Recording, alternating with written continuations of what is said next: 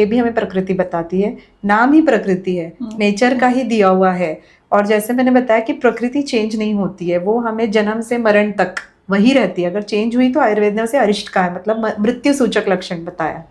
तो जो चेंज होता है उसको हमें ध्यान रखना है कि अगर मेरी पित्त प्रकृति है तो मैंने ये काम नहीं करना है, प्लस ये मुझे प्रॉब्लम्स हो सकते हैं।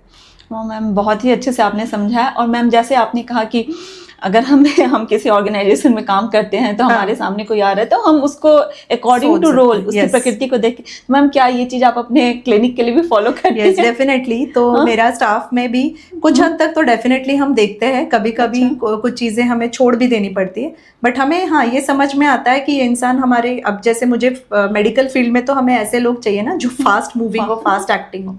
अगर पेशेंट को कुछ तकलीफ हो रही है और वो बैठ के सोच रहे हैं, देख रहे हैं, तो वो काम नहीं देगा। तो ऑब्वियसली ऐसे लोग आप इस फील्ड में ज्यादा चुनो। तो लकीली मेरा स्टाफ उस तरह से है, so I am blessed and satisfied. क्योंकि आप मतलब आप देख के पहचान जाते हैं। तो दो चीजें होती हैं, एक फिजिकल लेवल पर होती है और एक मेंटल लेवल पर। प्रकृति मानस प्रकृति भी होती है और शारीरिक प्रकृति भी होती है। तो हम दोनों को ही समझ सकते हैं, और शरीर देखकर हमें मानस पता चल रहा है।